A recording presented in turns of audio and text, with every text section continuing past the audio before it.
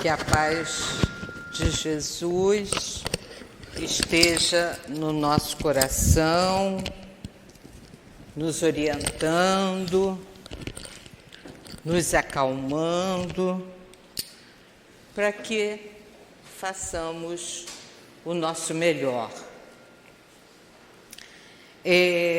O capítulo 27, Pedi e obtereis, cuida da ação da prece. O que é a prece? Qual o objetivo da prece? Como ela deve ser feita? Então, o número 1 ao número 4, que é o que nós vamos estudar hoje, trata do valor e da qualidade da prece. E aí, bate na cabeça da gente. Quer dizer que tem prece de maior e outra de menor valor? Será que é isso? Que há preces de boa qualidade e outras nem tanto?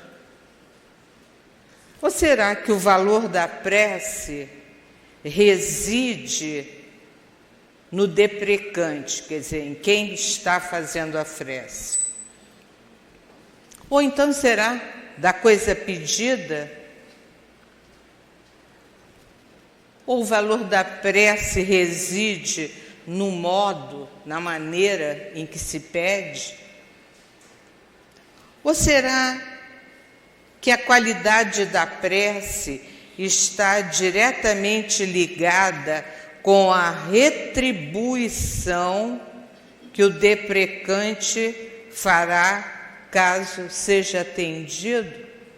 Olha quantas indagações vêm à nossa mente quando a gente fala na ação da prece, quando a gente trata de pedir alguma coisa a Deus e de obter ou não aquilo que pedimos. Então, a partir dessas indagações, nós vamos desenvolvendo o nosso estudo e vamos tecendo considerações. Ora, vejam quantas indagações podem nos ocorrer quando nos permitimos tratar e estudar o valor e a qualidade da prece. Essas reflexões eu acho que estão até bem oportunas, porque nós somos sempre solicitados a rezar por alguém. Já repararam?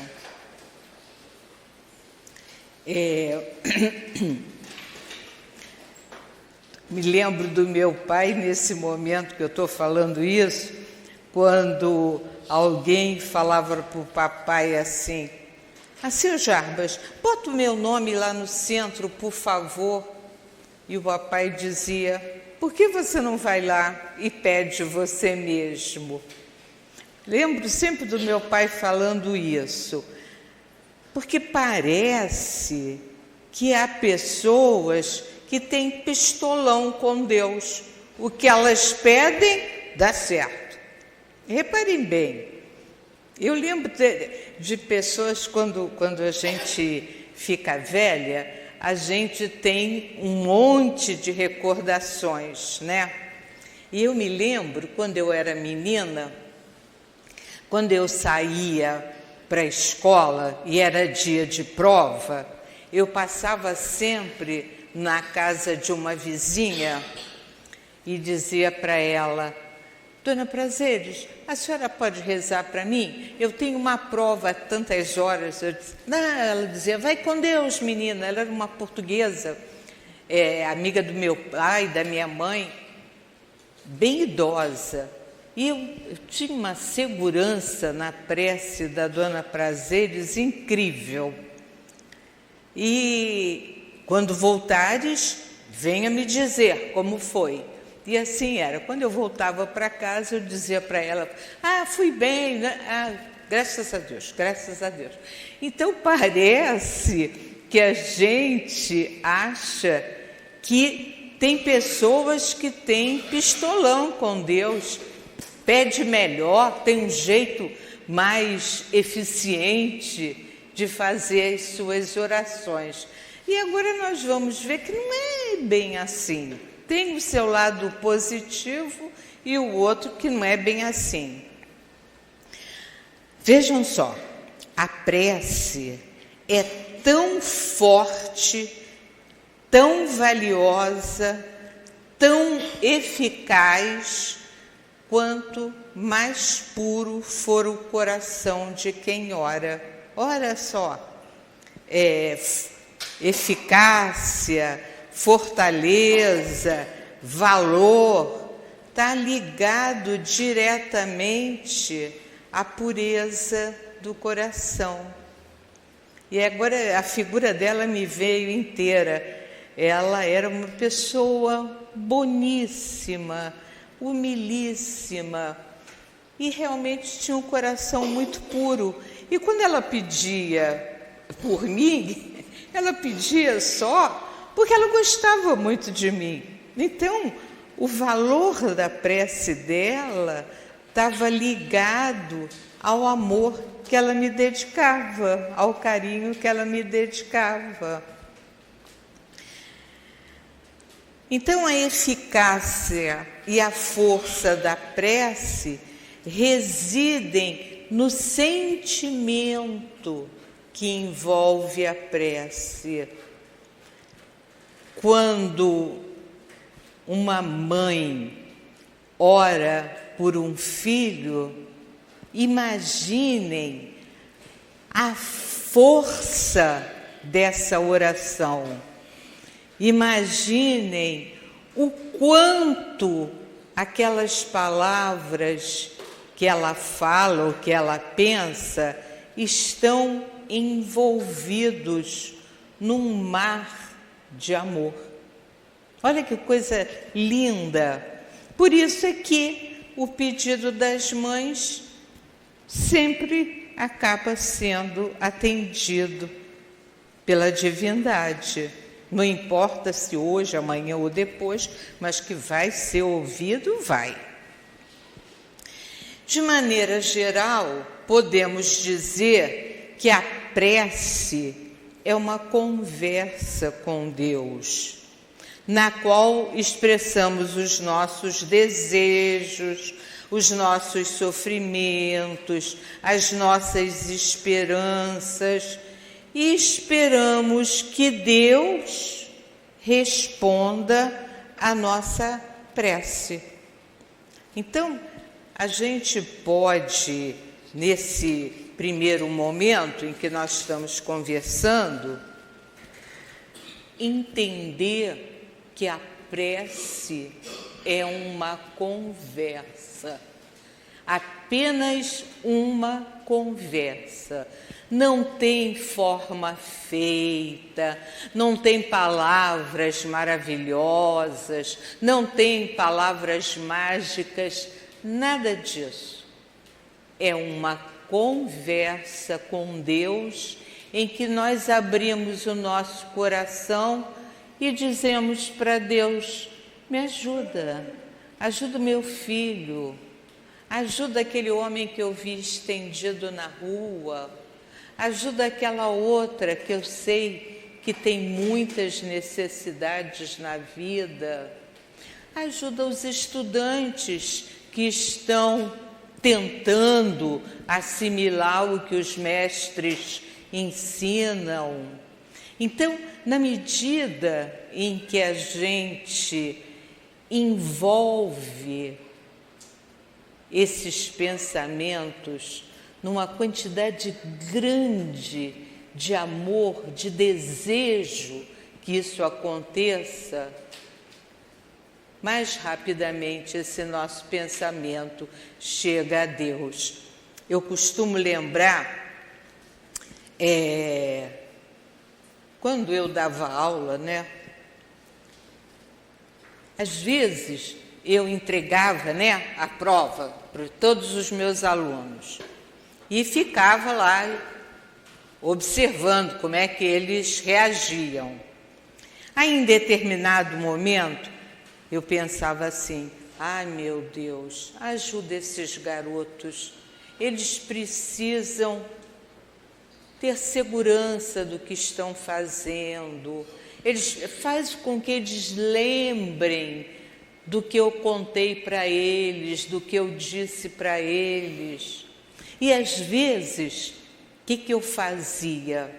Eu achava que eles estavam aflitos, eu vinha assim por trás, passava a mão no ombro deles, às vezes passava a mão espalmada na cabecinha deles, e eu sei que nesse momento o milagre acontecia, porque nesses pequenos gestos a gente diz para o outro: eu estou aqui, conta comigo.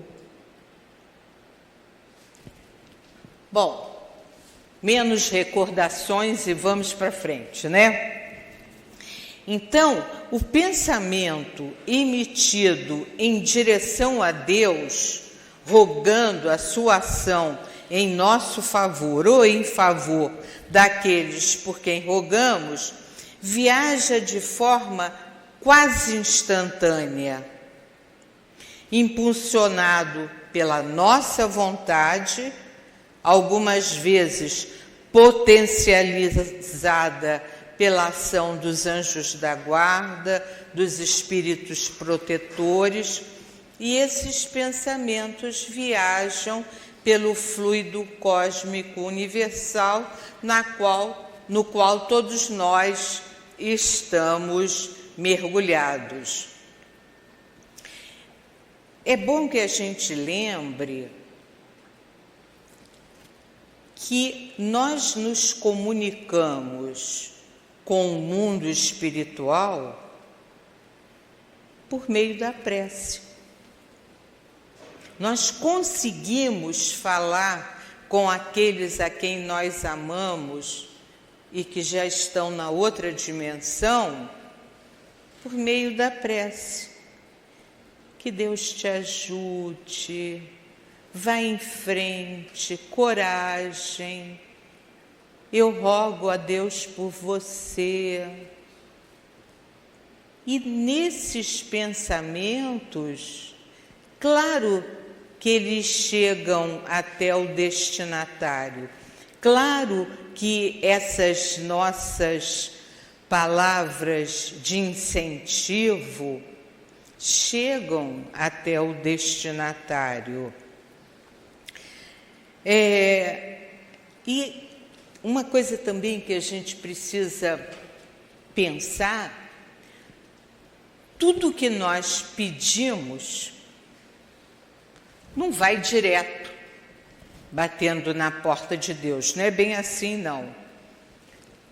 Na espiritualidade existem departamentos, existem ministérios, existem instituições, como nós não temos um monte de ministério, um monte de escolas, de hospitais, tudo isso tudo que nós temos aqui é cópia do mundo espiritual, tudo, qualquer coisa que a gente pensa. Ora, o que a gente faz na prece não é meio uma carta, um telefonema, um telegrama que a gente manda para Deus. Só que não bate direto na caixa postal dele. Vai bater numa série de degraus de comunicação. E os responsáveis por receber esses pedidos eles vão direcionando para lugares diferentes, para que aquele pedido seja ouvido, para que aquele pedido seja estudado, porque a beleza de tudo isso é que nem todos os nossos pedidos chegam quando nós queremos, nem na forma que nós desejamos. Se nós somos espíritos encarnados e limitados pelos 5 sentidos, pela visão, pela audição, pela fala, pelo olfato, nós temos essa limitação. Como que nós vamos sempre pedir o certo, se nossa visão não alcança muito longe? A visão dos nossos companheiros espirituais alcançam distâncias que nós não alcançamos. Então, quando nós pedimos alguma coisa, nós pedimos no espaço que nós conseguimos dominar. Só que o que eu estou pedindo pode acontecer de bater numa trave que não vai dar certo. Então você não tem o seu pedido atendido a tempo e hora, porque o tempo e a hora é de Deus, não é nosso. Porque o nosso tempo e a nossa hora é muito limitado. Imagina, nós estamos colocando Deus do nosso tamanho. Olha que absurdo. Não é assim. Por isso que a gente pede. Ah, Deus não está me ouvindo. Está sim. Ele só está esperando a ocasião certa para te conceder a graça que você pediu. Então,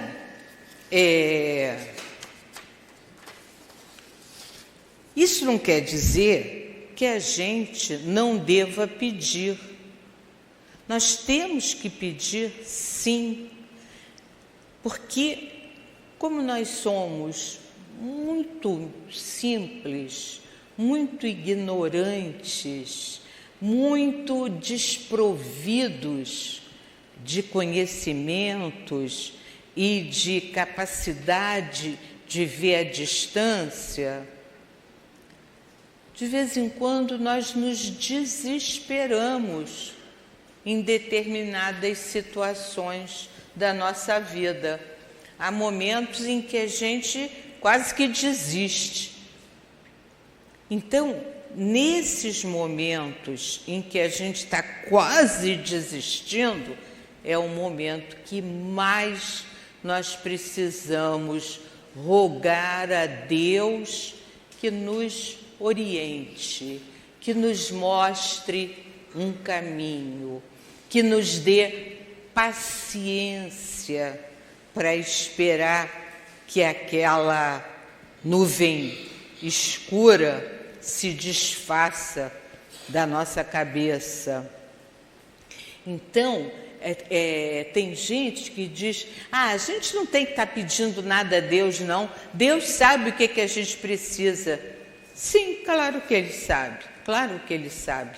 Mas quando você pede, você se humilha ao Criador. Você mostra ao Criador o quanto você é humilde, o quanto você precisa aprender, o quanto você espera da providência divina. Então, peçamos sim, peçamos o tempo todo, todos os momentos da nossa vida. Façamos a nossa parte, claro. Não tem essa de esperar que caia do céu só chuva. Quer dizer, no Oriente Médio também cai bombas, né? Nós aqui, graças a Deus, não. É só chuva mesmo que cai. Mas nós temos que pedir a Deus que mantenha ao nosso lado o nosso anjo protetor. Imagina se o nosso anjo da guarda desistir de nós. Vai ser uma tragédia. No primeiro buraco eu vou meter o pé e vou me estatelar. Nós precisamos o tempo todo de pedir, meu Deus, que o meu anjo da guarda esteja ao meu lado, que os meus protetores espirituais me livrem do mal, me tornem invisível aos meus desafetos. Então a prece não é só um momentinho que a gente fica quietinha, não. Quando eu digo, ai meu Deus, me ajuda, naquele momento que eu estou tentando responder um problema e não sei, não acho a resposta, não consigo fazer o raciocínio correto. Quantas vezes, até quando a gente está em casa no serviço doméstico, quando os filhos pequeninos choram. Eu tinha uma sobrinha, ela era tão chorona, pequenininha, tão chorona, que eu a colocava em pezinha, porque só podia ser em pé. Em pé, sabe o que eu fazia? Cantava o hino nacional. Acho que era tão longo que ela acabava desistindo de chorar e dormia. Mas ela, eu sempre me lembro, eu tenho 9 sobrinhos, mas ela era aquela que eu só conseguia acalmar cantando o hino nacional. Paciência, mas vamos nós. Então, pedir a proteção divina é um exercício de humildade e de amor a Deus e de amor a nós próprios. E o mais interessante é que a providência divina nos responde. Ela nos dá a resposta para aquilo que nós pedimos. Mas claro que ela não vai no alto-falante gritar para nós o que pode ser feito. Mas ela dá pista. Do seu pensamento, só você sabe. Você orou, pediu a Deus, pediu ao seu anjo da guarda, pediu à espiritualidade superior e eles ouvem e eles te dão respostas. As respostas, às vezes, uma luz que acende, que você não estava esperando. A resposta, às vezes, é a palavra de alguém que passa e que te chama atenção. A resposta, às vezes, só nós pressentimos. Quer dizer, ela chega para nós pela nossa sensibilidade. Então, a resposta de Deus vem sempre. Nós temos que ficar atentos, porque ela virá de uma maneira que nós não sabemos exatamente, mas quando ela chega, a gente percebe, com certeza. Não há pedido que fique esquecido lá na gaveta divina, não há não. Todos são ouvidos, analisados, colocados na trajetória de cada um de nós, para que seja avaliado um momento em que aquela prece pode ser atendida e a maneira como ela pode ser atendida. Às vezes, isso acontece assim no nosso dia a dia. A gente está com um problemão, caramba, Como que eu vou resolver isso? Meu Jesus! Aí, de repente, baixa um pensamento na nossa cabeça que a gente nunca tinha pensado, e aquela é a resposta, é a maneira como você vai resolver o problema. É preciso pedir com fé e esperar a resposta. Vai chegar. Pode ser uma resposta que não nos atenda, mas pode ter a certeza que naquele momento é a melhor para a nossa vida. Então, definindo o significado da prece, reflitamos sobre suas qualidades, seguindo a orientação de Jesus Cristo. Então, São Mateus diz o seguinte: quando orardes, não vos assemelheis aos hipócritas que afetadamente oram de pé nas sinagogas e nos cantos das ruas para serem vistos pelos homens. Digo-vos em verdade que eles já receberam sua recompensa. Quando quiserdes orar, entrai para o vosso quarto e, fechada a porta, orai ao vosso Pai em secreto, baixinho. E vosso Pai, que vê o que se passa em secreto, vos dará a recompensa.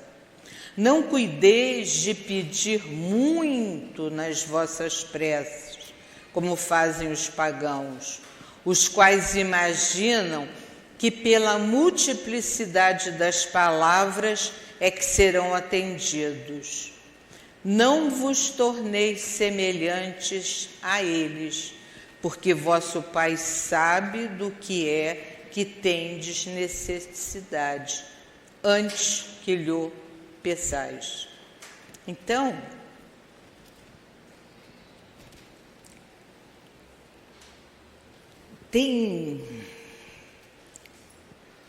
não tem rito para fazer prece, não tem que dançar para fazer prece, não tem que bater pé, bater palma, nada disso. Prece a gente faz num cantinho, sossegadinho, não é uma conversa com Deus? Pode ser em qualquer lugar, desde que esse lugar seja um lugar de paz para você. Na igreja, num cantinho, você não está conversando com Deus? Então, tem que ser bem delicado nesse seu petitório. Pode ser no quintal da sua casa? Pode, por que não? Naquele momento você está em paz, tem condição de falar com Deus? Pode ser na hora que você está fazendo o jantar? Por que não? Se você às vezes está pedindo a Ele, me ajuda, isso aqui não está bom, não estou dando certo. Isso acontece comigo de montão, hein? Começo a fazer lá o meu assado e quando eu vou ver, meu Deus, deixei queimar. Isso aí. Então, até nessas coisas miúdas que a gente, Deus não vai se meter nisso. Ele se mete em tudo, porque o que Deus quer? Que nós sejamos felizes. Esse é o objetivo da vida, é a nossa felicidade. Quando a gente não é feliz, alguma bobagem a gente fez. Por isso é que está em descompasso, não está legal, se sente mal e aí entra em desequilíbrio. É isso. Eu sempre falo Falo com meus alunos, com os meus colegas, chegam lá zangados, querendo matar meio mundo. Gente, olha só, nós nascemos para felicidade. Ninguém nasceu para ser infeliz. Todo mundo nasceu para ser muito feliz. Nós é que fazemos bobagens. Tipo assim, nunca estou satisfeito comigo mesmo. Se estou gordo, quero ficar magro. Se estou magro, quero ficar gordo. Aí desanda a fazer um monte de bobagem. Eu moro na rua A, mas eu quero morar na rua B. Aí eu fico irritado toda vez que eu passo onde eu queria ficar e não posso. Então, a gente cria situações, nós fazemos a infelicidade, nós é que trazemos para nós os maus momentos, nós é que queremos o que não é nosso. A gente sempre acha que a flor do vizinho é mais bonita do que aquela que nasceu no nosso pote em casa. Então, é preciso que a gente tenha muito cuidado com os nossos pedidos, muito cuidado nas reclamações que nós fazemos, porque às vezes a gente ora a Deus reclamando, né? Mas por quê? Por quê que isso teve que acontecer comigo? Se a gente pensar bem, a gente vai saber por quê. Não precisa perguntar a Deus, não. Então, a nossa oração, o nosso momento de dialogar com Deus é um momento de muita paz, de muita tranquilidade ou de muita aflição. Só que a aflição está dentro do nosso peito, não está nos nossos gestos, não está em palavras grosseiras, nada disso. A aflição está no meu peito e eu estou pedindo, pelo amor de Deus, ajuda, porque eu não sei caminhar sozinha. Quando vos aprestardes para orar, se tiverdes qualquer coisa contra alguém, perdoai-lhe, a fim de que vosso Pai, que está nos céus, também vos perdoe os pecados. Se não perdoardes, vosso Pai, que está nos céus, também não vos perdoará os pecados. Olha só, a gente não pode pedir para conseguir coisas para nós que nós negamos para os outros. Basicamente é isso. Eu não posso pedir a Deus que me guarde se eu dou rasteira no outro. Se eu sou capaz de destruir a reputação do meu colega, como é que eu vou pedir para não ser atingida por palavras que me firam a honra? Não posso. Se eu prejudico o outro, como é que eu vou pedir a Deus para me proteger de qualquer tipo de prejuízo? Não dá, não dá. Até na nossa cabeça mesmo, né? Mesmo sendo seres humanos que raciocinam, é óbvio que eu não posso pedir aquilo que eu não faço para o outro. Eu não tenho que amar a Deus sobre todas as coisas e ao próximo como a mim mesmo? Se eu não quero para mim, não posso querer para o outro. Precisamos ter atenção nisso. Então, nesse pedacinho que a gente leu, o que ficou destacado? o local escolhido para fazer a nossa oração, as palavras usadas para a prece, mas vejam bem, quando eu falo local, não é local físico, é o local emocional, das nossas emoções. Eu posso fazer a minha prece na cozinha, não tem problema. Eu costumo, quando saio de casa e vou para o trabalho, dirigindo, eu vou rezando da minha porta até chegar ao meu trabalho, diariamente. É um momento em que eu me sinto mais próxima de Deus. E, no entanto, eu estou no trânsito, mas naquele momento eu me sinto ligada a Deus. Tudo que eu tenho que pedir naquele dia, eu faço isso na hora que eu estou me deslocando para o meu trabalho.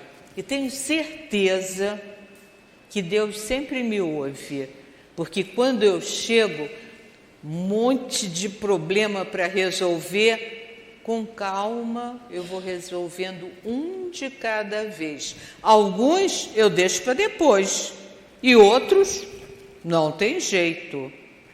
Mas eu tenho certeza que a espiritualidade me orienta dizendo: Sueli, calma, paciência, tudo chega na hora certa, não adianta pedir água a quem tem sede, não adianta nada, calma, cada um dá o que tem, dá o que pode. Então, essa coisa do local é o local da nossa emoção. Se quando você vai trabalhar, você consegue fazer a sua oração, ótimo. Se você só consegue fazer isso quando chega em casa e se acalma e vai para um cantinho e ora, tudo bem. Se você precisa entrar num recinto religioso, uma igreja, um templo, a casa espírita, tudo bem. O local é aquele que o nosso coração escolhe. E as palavras têm que ser aquelas palavras que nós usamos com o maior carinho, aquelas palavras que nós usamos com os nossos filhos quando os abençoamos, por exemplo. Não podem ser palavras grosseiras, movimentos desregrados, nada disso. Lembrem-se, na prece eu falo com Deus. Olha que coisa maravilhosa. E aí, naturalmente, nós vamos escolhendo as melhores palavras. Então, a conversa com o Pai não pode ser ruidosa, mas silenciosa. Não pode ser exibida aos gritos, mas solitária, respeitosa. Não pode ser agressiva na sua expressão, mas delicada. Não pode levantar multidões, mas apaziguar corações. Não pode ser um show, mas um momento de introspecção e respeito.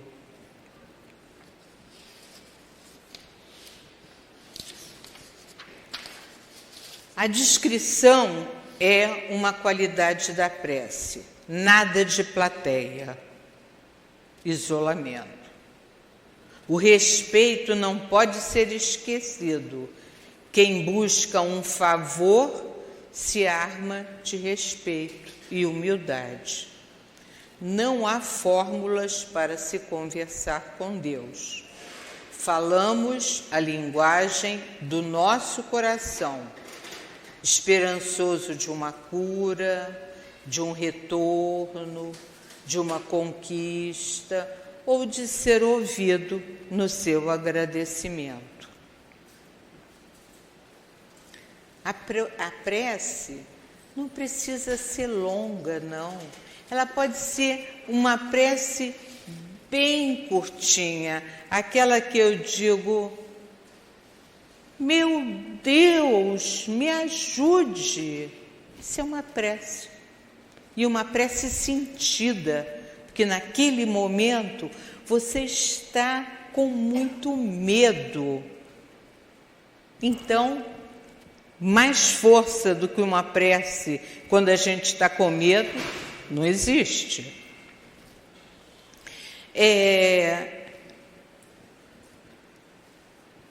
Quando Jesus foi crucificado, lembram-se daquela cena de Jesus de braços abertos, pregado na cruz?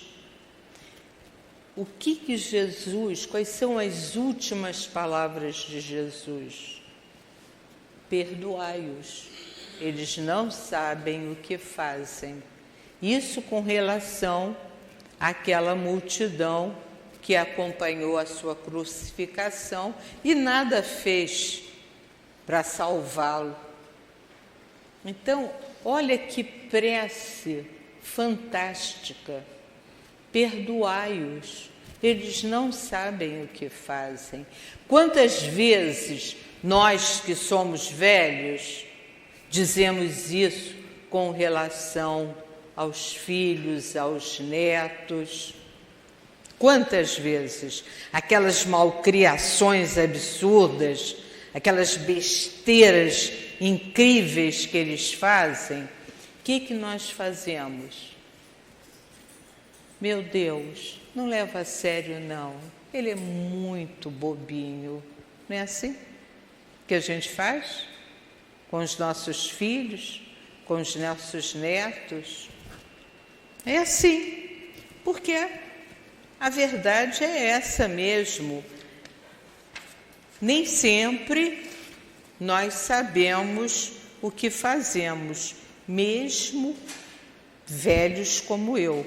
Volta e meia, eu faço coisas que provavelmente alguém deve dizer: perdoai-a, meu Deus, ela não sabe o que está fazendo. Porque depende da situação, depende de cada momento.